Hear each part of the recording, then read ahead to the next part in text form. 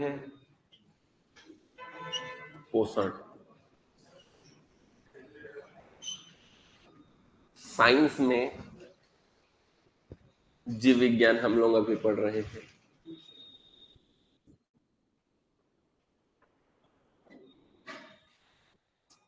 इसके अंदर हम पढ़ रहे हैं पोषण। पोषण को दो भाग में बांटे थे भाई, क्या क्या है बताओ? ठीक, कार्बनिक और अकार्बनिक। अकार्बनिक, कार्बनिक और अकार्बनिक। कार्बनिक पोषण में चार चीज था। पहला कार्बोहाइड्रेट, दूसरा हाइड्रेट, दूसरा वसा, तीसरा प्रोटीन।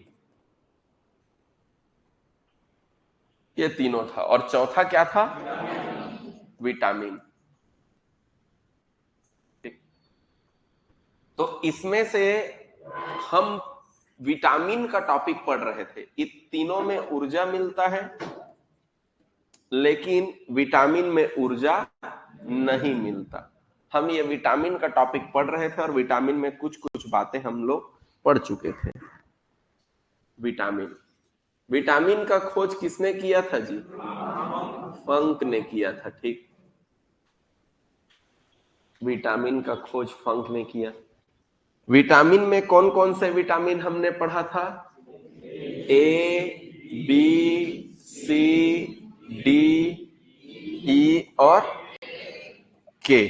ठीक, इन सब के हमने रासायनिक नाम पढ़ लिया था, है ना भाई? रासायनिक नाम। इसके लिए मैंने एक ट्रिक दिया था। ट्रिक याद है? बोलो तो क्या है? रथ पर एक टॉफी। टॉफी। र से रेटिनॉल, शाबाश। थ से थायमिन, बहुत बढ़िया। सी से एस्कर्बिक एसिड।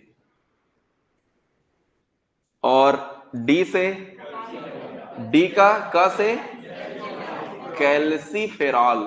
कैल्सीफेरॉल। ठीक है। ट से टोकोफेरॉल। टोकोफेरॉल। और के से फिलाक्यूनॉन। फिलाक्यूनॉन। ये हम लोगों ने पढ़ लिया। आज मैं बता रहा हूं, जैसा कि आप लोगों ने विटामिन के बारे में ये पढ़ा कि विटामिन का जो कार्य होता है वो होता है,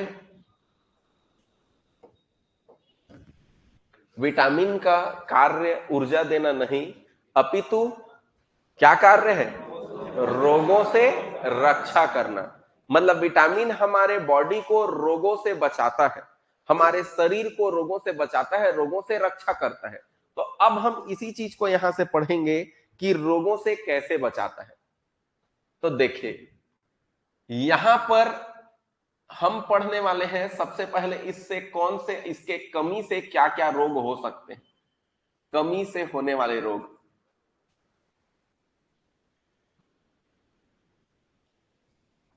होने वाले रोग देखिए,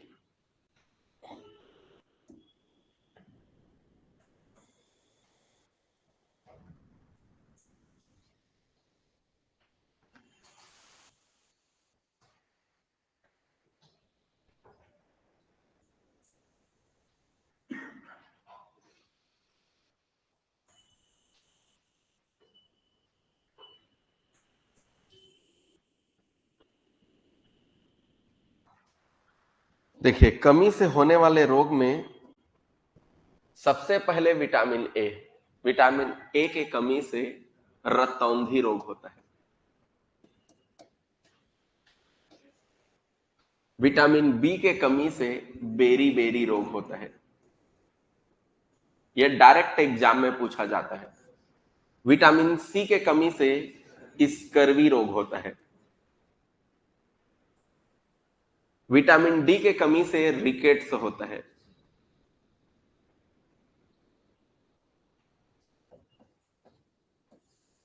विटामिन ई के कमी से नापुंसकता।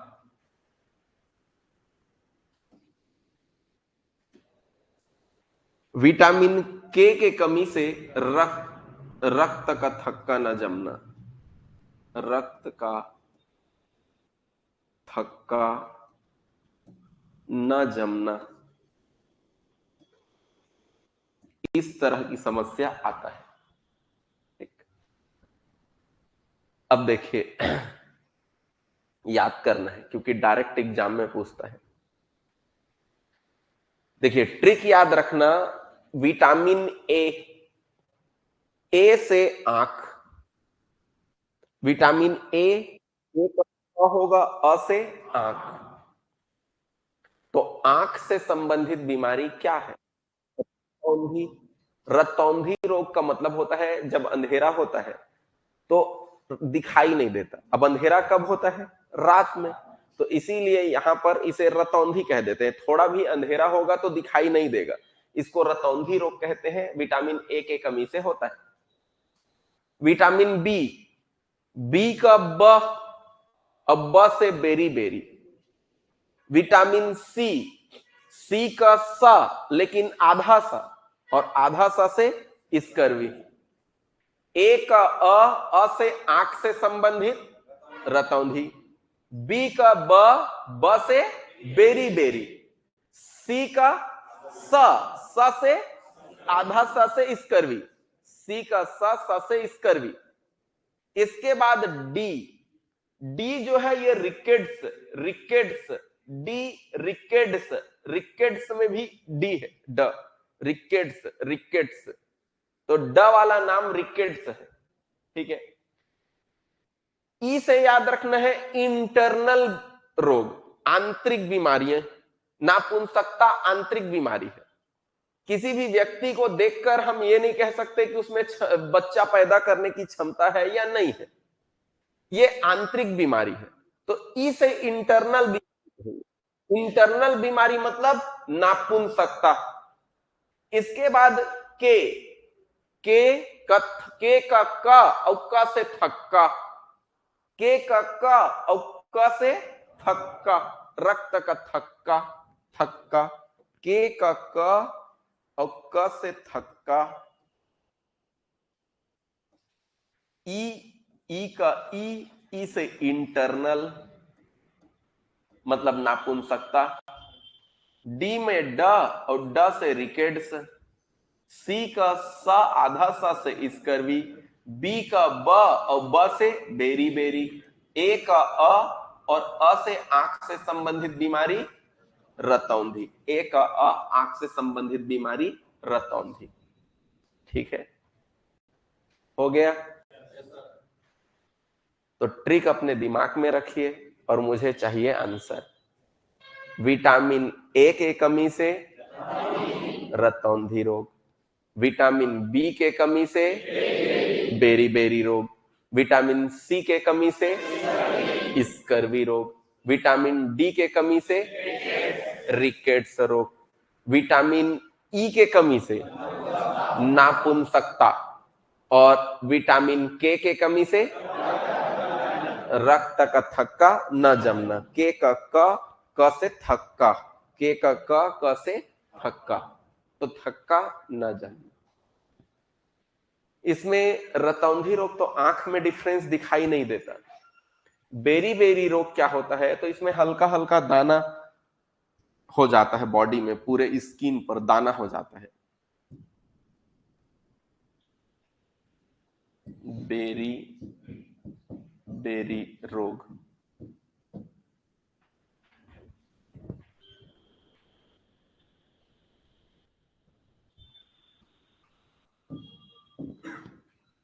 ये देखो,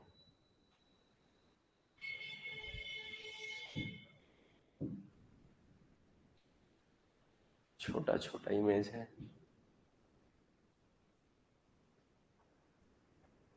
ये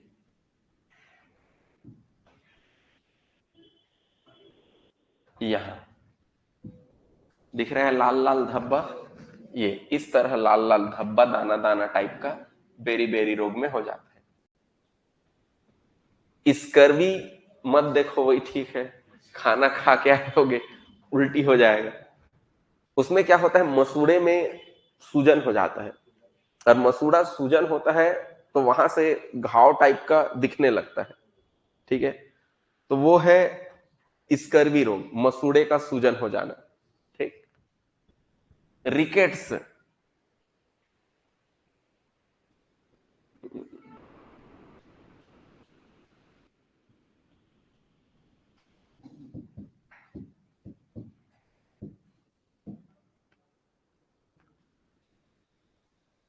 देखो ये है रिकेट्स। नॉर्मली देखिए, नॉर्मल में ये होता है, ठीक। एक्चुअल में रिकेट्स में हड्डी का कमजोर होना है, ये नॉर्मल है। नॉर्मल हड्डी सीधा है, लेकिन इसमें ये देखेंगे तो थोड़ा ऐसे कर्व हो गया, मुड़ गया। अब जरूरी नहीं है कि यहां का कर्व हो या ऊपर का कर्व हो, ये ऊपर वाला कर्व है, इसमें दोनों हल्का कर्व दिख रहा है, इसमें ये ऐसे उल्टा दिख रहा है। कुल मिला के रिकेट्स में हड्डी मुड़ जाता है। रिकेट्स में भी ड है, और ड से डी का ड से हड्डी, ऐसे भी याद रख सकते हो, डी का ड से हड्डी। देखिए हड्डी का कमजोर हो जाना, ये रिकेट्स है। अब हड्डी कमजोर होगा तो देखो हमारा पूरा बॉडी का लोड किस पर है, पैर पर, पूरे बॉडी का लोड पैर के हड्डी पर है। लेकिन अगर रिकेट्स होगा तो चूंकि ये लोड है, जैसे बेशरम के डंडा है ना भाई, बेशरम का डंडा लचीला होता है, कमजोर, उसको जैसे ही दबाओगे वो थोड़ा मुड़ जाता है। तो वैसे ही ये हड्डी है, हड्डी हड्डी का क्वालिटी होता है दृढ़ता, दृढ़ होना, कठोर होना, मजबूत होना। लेकिन इसमें इस तरह की बीमारी होगा तो इसमें हल्का लचीलापन आ जाएगा, जिसके कारण पूरे बॉडी का जो वेट है चूंकि इसमें पड़ता है, अब वो उसी वजन के कारण फिर ऐसे मुड़ जाएगा। तो ये होता है रिकेट्स, ठीक। नापुंसकता, रक्त का थक्का न जमना। बाकी अब इसको दूर कैसे करेंगे, अब मतलब मन में एक रहता है कि भाई किस तरह का चीज हमें ना हो जाए, तो इससे बचने के लिए क्या करना चाहिए। तो देखिए, इसमें सबसे पहले विटामिन ए, विटामिन ए के स्रोत में गाजर, पपीता, आम, इस तरह, ठीक है।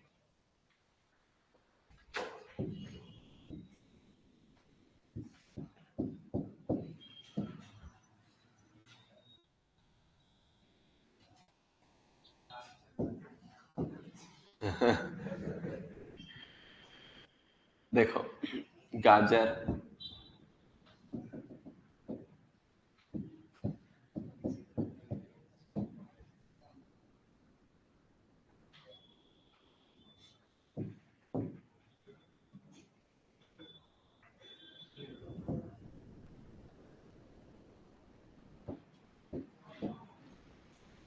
भूख लाग गई,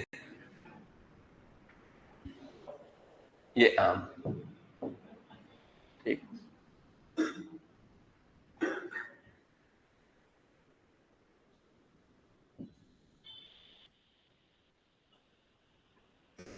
तो ये याद रखना है, आपको ये चित्र याद रहे, तो इसलिए मैंने ये ले लिया। गाजर, पपीता, आम, या गाजर, आम, पपीता, ठीक। हाँ ठीक है ना, कुछ नहीं हो यार, नीचे दिखा देगा। चल अब ये हो गया।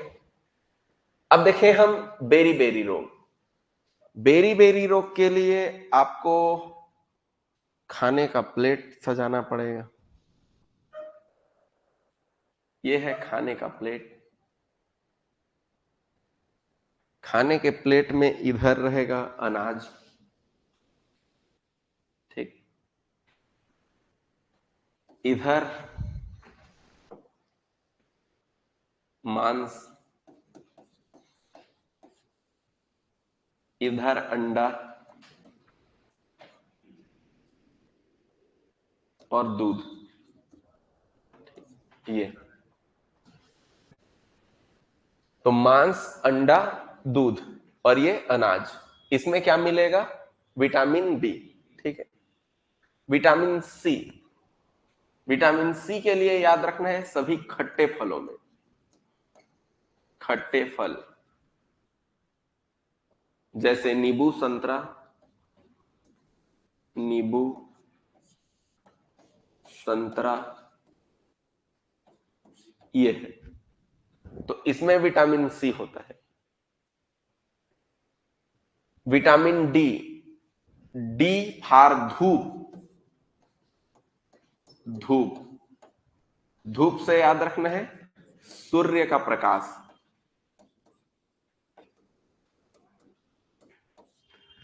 ई से अंकुरित चना, ई को उल्टा कर दोगे तो ऐसा बनेगा, ई से अ बना लेना, अंकुरित चना।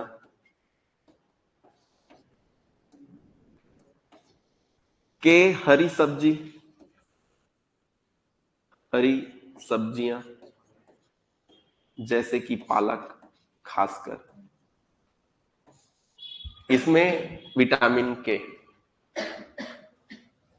मोस्ट इंपॉर्टेंट यहां पर जो चीज है वो है ये विटामिन सी, विटामिन डी, ये दोनों मोस्ट इंपॉर्टेंट। बार बार इनको एग्जाम में पूछा गया है, बार बार। Vitamin C, vitamin C scurvy रोग वाला है और इसके लिए याद रखना है खट्टे फल, खट्टे फलों में विटामिन सी पाया जाता है, मोस्ट इंपॉर्टेंट, खट्टे फलों में विटामिन सी। अब देखिए विटामिन डी, डी का धूप, डी का धूप, सूर्य के प्रकाश में कौन सा विटामिन पाया जाता है? विटामिन डी, याद रखना है। ई को उल्टा करेंगे तो अ जैसा दिखेगा, अ से याद रखना है अंकुरित चना, इसे अंकुरित चना कहना है। इसके बाद विटामिन के, तो याद रखना है विटामिन के थक्का, ये खून, खून से संबंधित रोग है, तो खून होता है लाल, तो लाल हरा, लाल हरा, लाल हरा, लाल हरा, तो लाल से याद रखना है खून और हरा से याद रखना है हरी सब्जी, लाल हर, ऐसे याद रख लेना। 3 फल का चित्र आपको दिखा दिया है, वो सबसे टॉप में रहेगा विटामिन ए के लिए, पपीता, गाजर, आम। बी के लिए थाली का प्लेट याद रख लेना, अनाज, मांस, अंडा और दूध, ठीक। विटामिन सी का याद रखना है खट्टे फल, विटामिन सी खट्टे फलों के लिए, ठीक है। इसको ऐसे भी याद रख सकते हैं सी, सी मतलब होता है लड़कियों के लिए, SHEC, और लड़कियों को ज्यादातर खट्टे फल या खट्टे चीजें खाना ज्यादा पसंद होते हैं, जैसे गुपचुप हो गए, जैसे इमली हो गए, आम हो गए, करौंदा हो गए, ठीक। तो इस तरह की चीजें खाना ज्यादा पसंद रहते हैं लड़कियों को, तो सी लड़कियों के लिए इस्तेमाल होता है सी, और लड़कियों को ज्यादा क्या पसंद होते हैं? खट्टे फल। तो इस तरह विटामिन डी, डी फॉर धूप, और धूप से याद रख लेना है सूर्य प्रकाश, ई को उल्टा कर देना और ये रक्त वाले को लाल हरा, लाल हरा, लाल होता है रक्त और हरा सब्जी, ऐसे याद रख लेना। इतना क्लियर है? अब देखिए एक पॉइंट और है विटामिन से संबंधित। विटामिन में एक खास बात है, जो विटामिन, कुछ विटामिन इसमें के ऐसे हैं जो पानी में घुलते हैं, और जो विटामिन पानी में घुलते हैं वो वसा में नहीं घुलते, और कुछ विटामिन ऐसे हैं जो वसा में घुलते हैं। लेकिन जो वसा में घुलते हैं वो पानी में नहीं घुलते। तो देखिए, वसा का मतलब होता है चर्बी। ठीक, अब अगर आपको प्रैक्टिकल करना रहे तो आप पानी से प्रैक्टिकल करेंगे कि करेंगे? जो चीज आपको इजी मिल जाएगा, इजिली कौन मिल जाएगा? पानी मिल जाएगा। चर्बी में कोनो मार के काटे लागी तब चर्बी मिली, तो इस तरह पानी। तो चलो मैं आप लोगों को एक प्रैक्टिकल करा रहा हूं, आप लोग एज्यूम करना आप प्रैक्टिकल कर रहे, समझना। ये पानी है, ठीक, और यहां पर एक और हम ले लेते हैं, ये इसमें है वसा। ठीक, अब देखते हैं, ये यहां पर ये है एक कीड़ा। ठीक, ये कीड़ा है।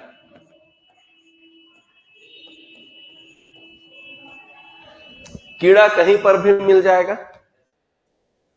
अब ये कीड़ा हमने पकड़ा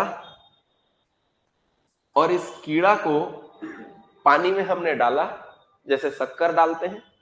जैसे आप पानी में शक्कर डालते हो या नमक डालते हो, उसके बाद घोलते हो, तो घोलने के बाद शक्कर गायब हो जाता है। क्यों गायब हो जाता है? क्योंकि पानी में वह घुल जाता है। मैं वही प्रयास इसके लिए भी करना चाहता हूं। मैं चाहता हूं कि एक कीड़ा को पानी में ऐसे करके घोल दो। ठीक है, चलो ये मैं प्रयास कर रहा हूं पानी में ऐसे ऐसे घोलने का। देखो घुल गया? नहीं घुला। कीड़ा पानी में नहीं घुला। देखा ना आपने भाई, कीड़ा पानी में नहीं घुला। तो कीड़ा पानी में नहीं घुला, तो याद रखना, जो पानी में नहीं घुलेगा वो किस में घुलेगा? वसा में घुलेगा। ये पानी है और ये क्या है? वसा। ठीक है, ये पानी है और ये वसा है। मैं जानता हूं फिर भी आप लोग नहीं मानोगे मेरे बात को। ऐसा हो नहीं सके कदा। अब बहुत दिक्कत हो गया अभी कीरल वापस लाए के देखो मोर गिलास लनते करे ब्लागी अबे ठीक है। हाँ, अब देखना, अब यकीन मानो, कीड़ा पानी में नहीं घुला, तो कीड़ा कहां घुलेगा? वसा में। है यकीन आपको? है?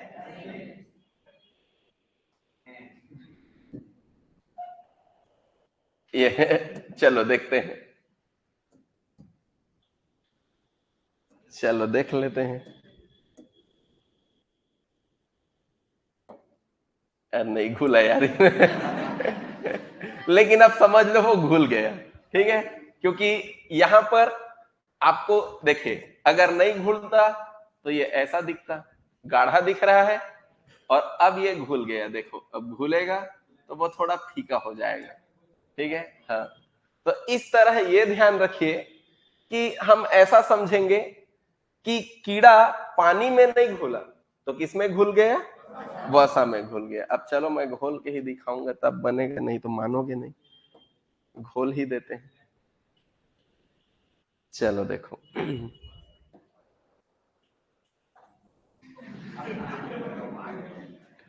ये अब घुलिस तो इस तरह यहां से देखो, ये कीड़ा था और अब ये कीड़ा पानी में क्या हो गया? घुल गया। तो अब ये याद रखना है, वसा में घुल गया। तो याद रखना है, कीड़ा वसा में घुलनशील है लेकिन पानी में घुलनशील नहीं। वसा। ठीक, कीड़ा पानी में घुलनशील नहीं है, तो कीड़ा कहां घुलनशील है? वसा में। कीड़ा से याद रखना है, के से विटामिन के, ई से विटामिन ई, डी से विटामिन डी और ए से विटामिन ए। ये चारों विटामिन ऐसे हैं जो किसमें घुलते हैं? वसा में घुलते हैं। सॉरी, पानी में नहीं ना, याद रखना, पानी में नहीं घुलेंगे। ये किसमें घुलते हैं? वसा में घुलते हैं। ठीक, तो अब जो विटामिन बचे वो किस में घुलेंगे? पानी में घुलेंगे। अब बचे बचे बी और सी, विटामिन बी और सी किस में घुलते हैं? पानी में। ठीक है, तो याद रखना है, पानी में घुलनशील, पानी में घुलनशील, घुलनशील, पानी में घुलनशील कौन था? तो पानी में घुलनशील जो था वो BC है। और वसा में घुलनशील कौन है? वसा में घुलनशील KEDA, विटामिन के, ऐसा। ठीक है, अब कभी भी याद रखना, आपको कंफ्यूजन मत हो, इसके लिए आप ऐसे याद रख लेना। ठीक है, इसको हमने यहां रखा था तो ये नहीं घुला था, और यहां चूंकि वो क्या हो गया है? घुल गया है, इसलिए दिखाई नहीं दे रहा है। ठीक, यहां नहीं घुला था इसलिए दिखाई दे रहा है, कीड़ा नहीं घुला पानी में और वहां अंदर घुल गए हैं, ऐसे याद रख लेना। तो ये एक ट्रिक है ताकि हमें लंबे समय तक हम इसे याद रख पाए, ताकि कोई कंफ्यूजन ना हो कि कौन सा विटामिन किसमें घुलता है। ठीक, तो ये था आप लोगों के विटामिन से संबंधित। अब मैं वापस इस टॉपिक पर आ रहा हूं, हमारे पोषण के टॉपिक पर। तो पोषण के टॉपिक में मैं वापस आ रहा हूं। तो देखो, अब हम लोगों ने पोषण के टॉपिक में कार्बनिक पढ़ लिया, वसा पढ़ लिया, प्रोटीन पढ़ लिया, विटामिन पढ़ लिया। अब हमारा बचा है अकार्बनिक। तो हमारे बॉडी के अंदर अकार्बनिक पोषण कौन कौन सा रहता है? तो अकार्बनिक पोषण में याद रखना है, पानी, sodium, potassium, calcium, phosphorus, iodine, iron, ये सब जो है जल, सोडियम, पोटेशियम,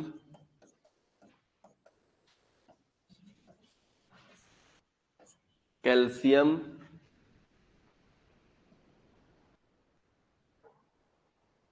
कैल्शियम, फास्फोरस,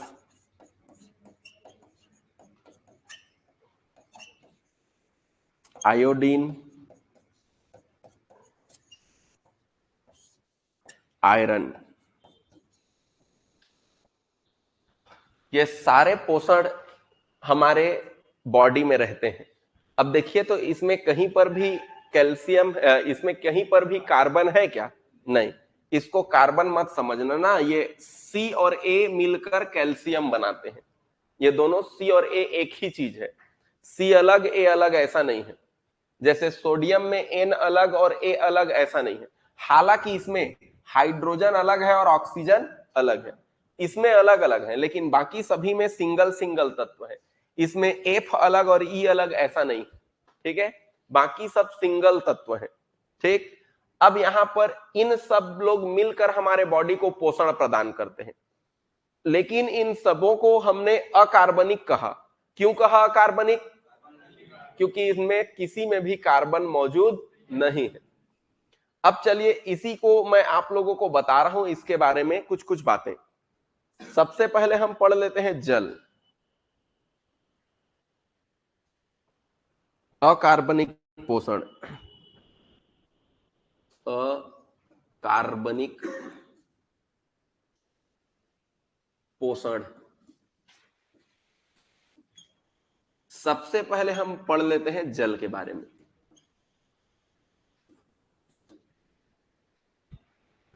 देखिए, जल में हम देखें तो ये हमारे बॉडी में लगभग 70% होता है। 70%। हमारे शरीर का लगभग 70% हिस्सा पानी है। अब ये पानी क्या काम करता है? ठीक, तो पानी के कार्य,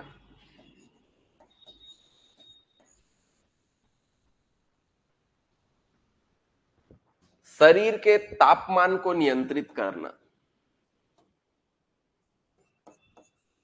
शरीर के ताप को नियंत्रित करना।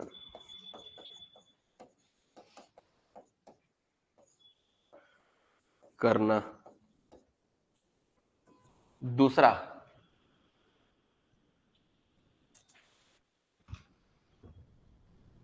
पहला शरीर के ताप को नियंत्रित करना, और दूसरा याद रखना है, दूसरा शरीर के अंदर के अशुद्धियों को दूर करना, अशुद्धियों को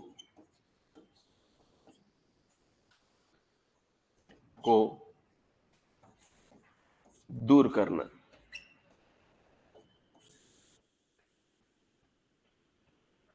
तो देखिए क्या क्या है, कैसे ये करता है। जब हम इसको प्रैक्टिकली समझेंगे तो और ज्यादा अच्छा समझ में आएगा। देखिए, आप लोग ये जानते हैं कि हम जो है समतापी हैं, मतलब हमारा शरीर चाहे हम ठंड में रहें चाहे हम गर्मी में रहें, हमारा शरीर का तापमान हमेशा बराबर होता है। ठीक है, हमारा शरीर जो है इसलिए समतापी कहलाता है, समान तापमान। कभी भी ऐसा सुना कि मनुष्य के शरीर का तापमान गर्मी में ज्यादा रहता है और ठंडी में कम? आप अक्सर ये बचपन में सुने होंगे या कहीं पर भी 37 डिग्री हुआ, 37 डिग्री हमारे मनुष्य के नॉर्मल तापमान है। हमें कभी भी ऐसा नहीं बताया कि ठंडी में इससे कम हो सकता है या गर्मी में इससे ज्यादा हो सकता है, और नहीं बताया है, सही बताया है, क्योंकि ऐसा होता ही नहीं है। हमेशा हर समय हमारा तापमान 37 डिग्री ही होता है। अगर आप बर्फ में रहें, ठीक है, और बर्फ से निकल के 5 मिनट के बाद अपने बॉडी का टेम्परेचर लें, तो आपके बॉडी का टेम्परेचर 37 डिग्री ही बताएगा। ठीक, गर्मी के दिनों में भी आप अपने बॉडी के टेम्परेचर को देखोगे तो वो 37 डिग्री ही बताएगा। ऐसा क्यों? हमारा शरीर समतापी है, शरीर हमारा तापमान को समान रखने का कोशिश करता है। और ये होता कैसे है? तो ये होता है पानी से। देखिए,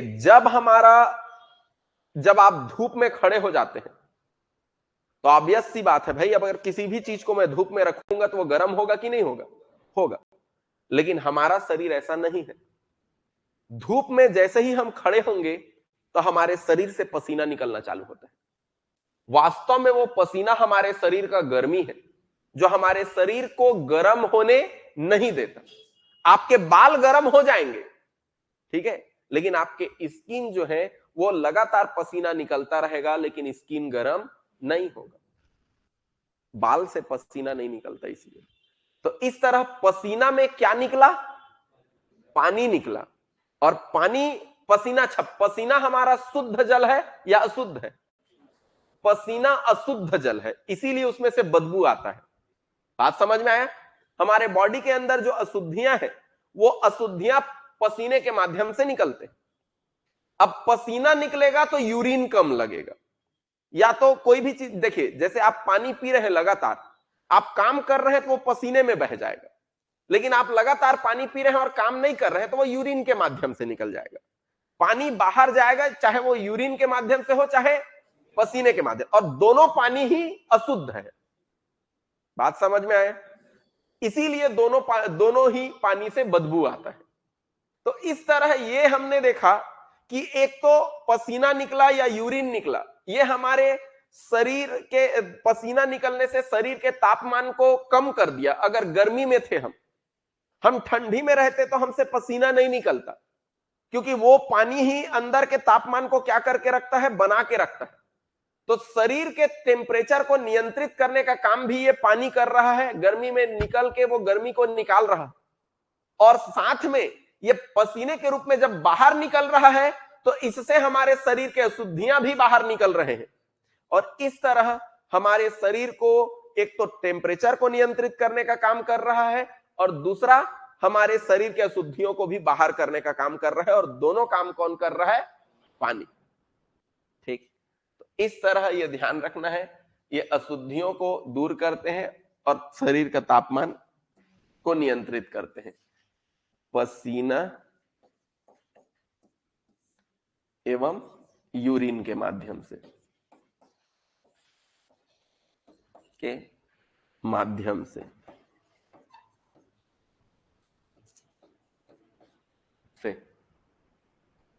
ठीक, अब हम आगे बढ़ते हैं।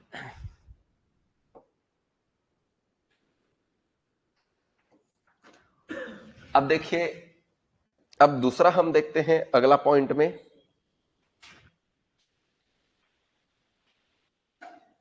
सोडियम, पोटेशियम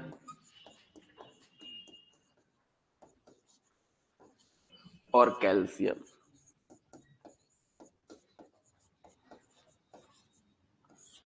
इन तीनों के वैसे तो और कई काम हैं, लेकिन ये तीनों संयुक्त रूप से मिलकर ये पेशीय संकुचन को नियंत्रित करते हैं। पेशीय संकुचन, पेशीय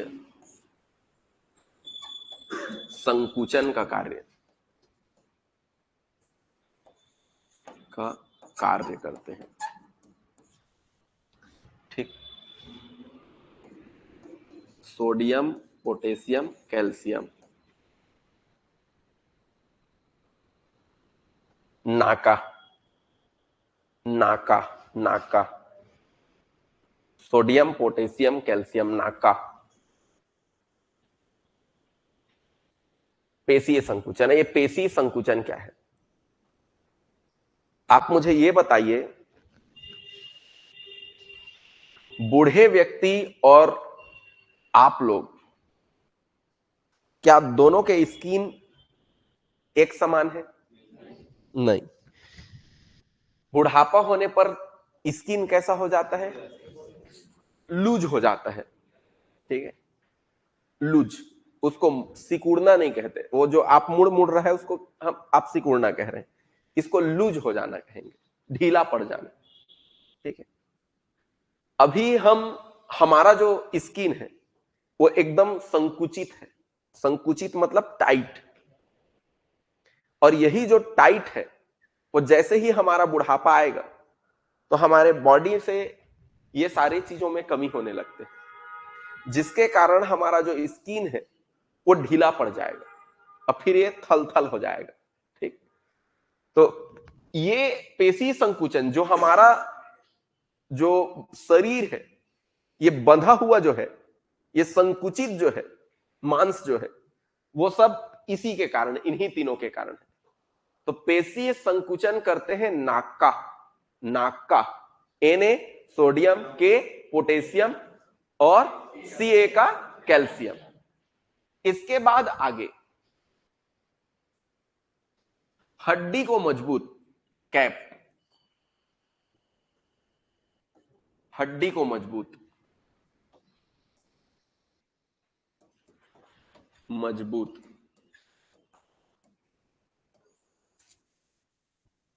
हड्डी को मजबूत के लिए हम देखेंगे, हड्डी मजबूत बनाने के काम के लिए कैप मतलब टोपी होता है, लेकिन यहां कैप का मतलब Ca का मतलब याद रखना है कैल्शियम। ठीक है, और P से याद रखना है फास्फोरस।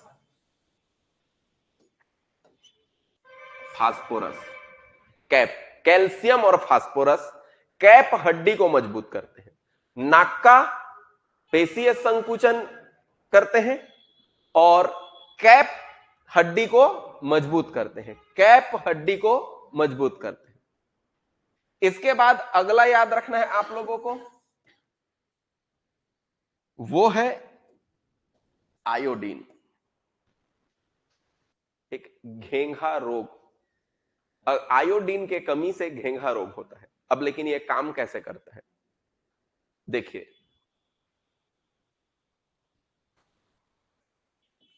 ये मनुष्य,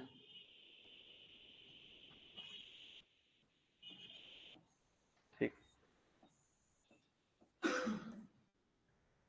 ठीक, ये यहां पर एक ग्रंथि होता है, इस ग्रंथि को कहते हैं थायराइड ग्रंथि। थायराइड, थायराइड ग्रंथि यहां पर, ठीक है। ग्रंथि का नाम क्या है? थायराइड। थायराइड ग्रंथि से थायरॉक्सिन हार्मोन स्रावित होता है। थायरॉक्सिन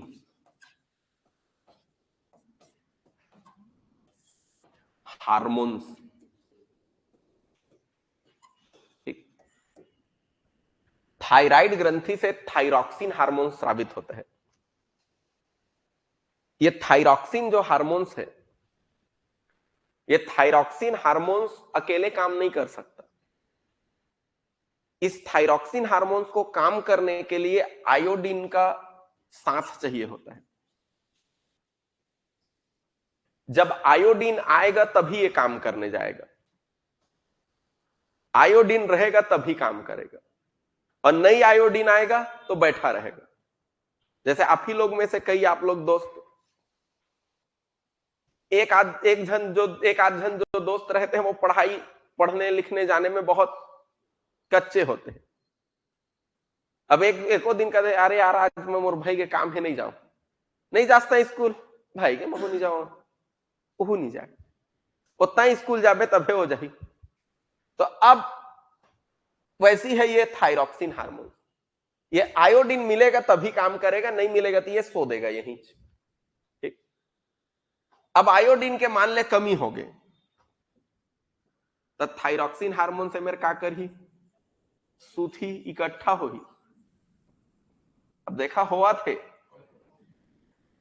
का हो गए, घेंघा मोटा हो गए, ई लकथे घेंघा रोग, ठीक है। तो याद रखना है, आयोडीन कम पड़ा तब ये थायरॉक्सिन हार्मोन मतलब इकट्ठा होने लगा। अगर ये आयोडीन आता तो इसका यूज हो जाता, संश्लेषण होता, वो पूरे बॉडी में जाके हमारे बॉडी को नियंत्रित करते। लेकिन आयोडीन नहीं आया, आयोडीन की कमी हो गई तो ये थायरॉक्सिन हार्मोन्स वहीं इकट्ठा होने लग गया। तो आयोडीन आता तो ये काम करता। इसका मतलब है कि इसके काम नहीं करना किसके कारण हो रहा है? आयोडीन के कमी के कारण। तो इसलिए ये याद रखना, आयोडीन के कमी से कौन सा रोग होता है? घेंघा रोग होता है। आया समझ में? तो याद रखना है, आयोडीन के कमी से घेंघा रोग होता है। आयोडीन के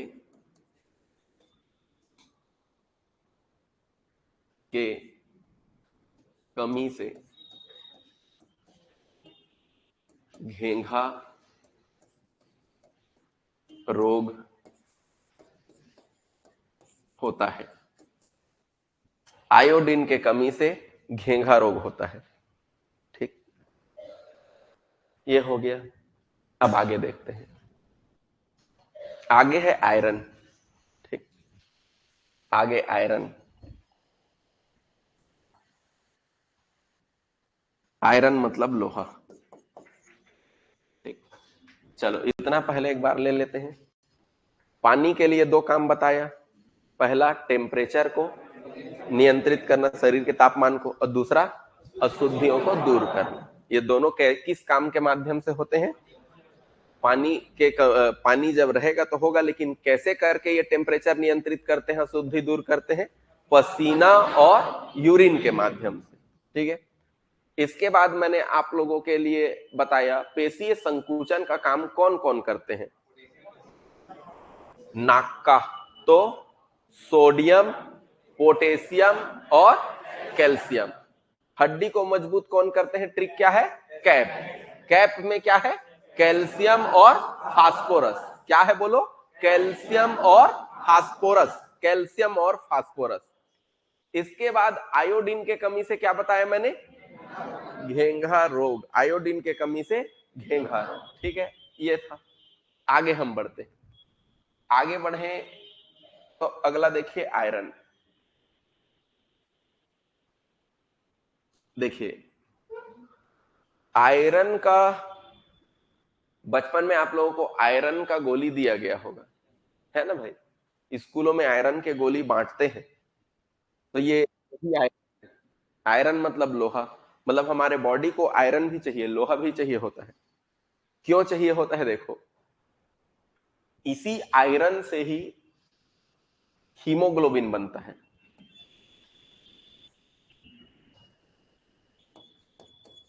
आयरन, आयरन से हीमोग्लोबिन,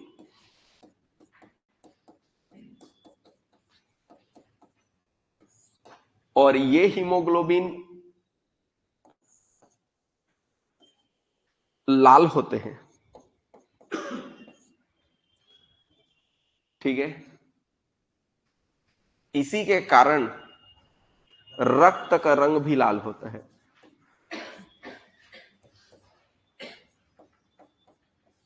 रंग लाल, ठीक है? हीमोग्लोबिन का एक और काम है, ये ऑक्सीजन को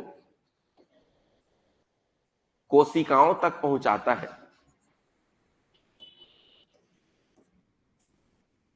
तक पहुंचाता है।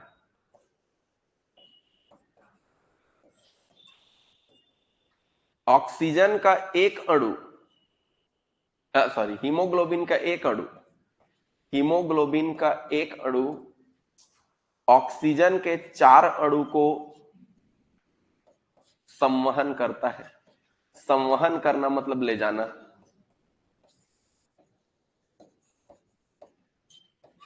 करता है। हीमोग्लोबिन का जो एक अणु होता है वो ऑक्सीजन के 4 अणुओं को लेकर जाता है कोशिकाओं तक। सर, कोशिकाओं तक ऑक्सीजन क्यों लेके गए? क्योंकि कोशिकाओं के अंदर आप लोगों ने एक पॉइंट पढ़ा है पोषण के टॉपिक में, जब हम कार्बोहाइड्रेट पढ़ रहे तो कार्बोहाइड्रेट के 3 प्रकार थे, मोनोसेकेराइड, डाइसेकेराइड और पॉलीसेकेराइड। शाबाश। तो मोनोसेकेराइड में आप लोगों ने हीमोग्लोबिन, सॉरी, आप लोगों ने ग्लूकोज पढ़ा।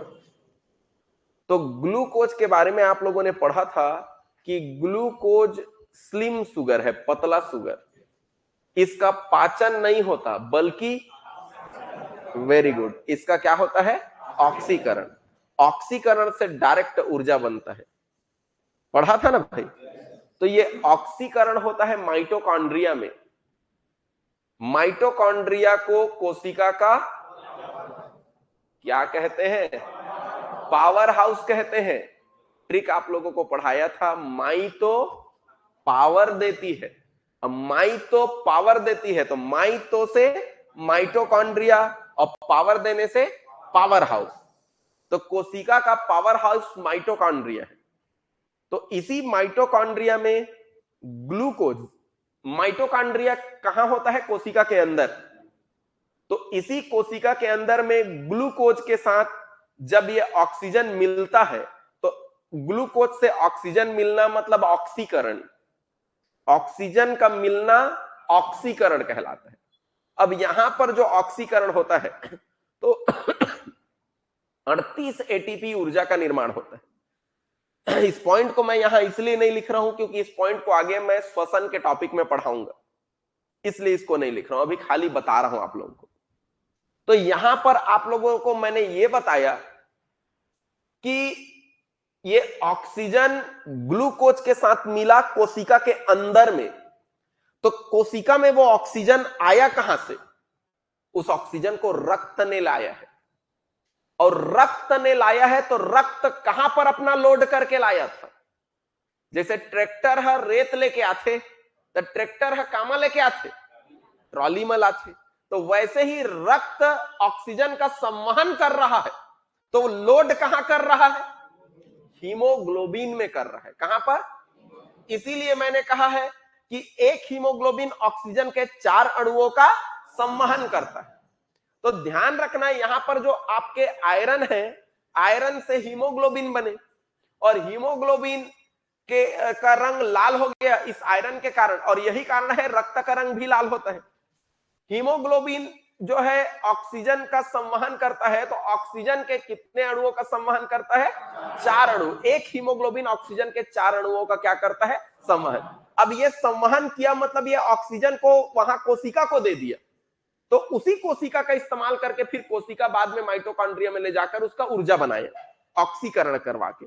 वो आगे की कहानी को आगे पढ़ेंगे, अभी आपको सिर्फ यहां पर यह जानना है कि ये ऑक्सीजन लेके किसको दे रहा है? कोशिका को दे रहा है। बात खत्म यहां पर। अब बाकी अंदर की कहानी बाद में हम बाद में पढ़ेंगे उसको। तो याद रखना है आयरन के कारण ही हीमोग्लोबिन बनता है, हीमोग्लोबिन के कारण रक्त का रंग लाल होता है, और ये हीमोग्लोबिन ही ऑक्सीजन का क्या करता है? संवहन करता है। ऑक्सीजन का संवहन मतलब कहां तक पहुंचाता है ऑक्सीजन को? कोशिकाओं तक पहुंचाता है। ये हो गया, बात खत्म। समझ आ गया? तो इतना पॉइंट आज हम रख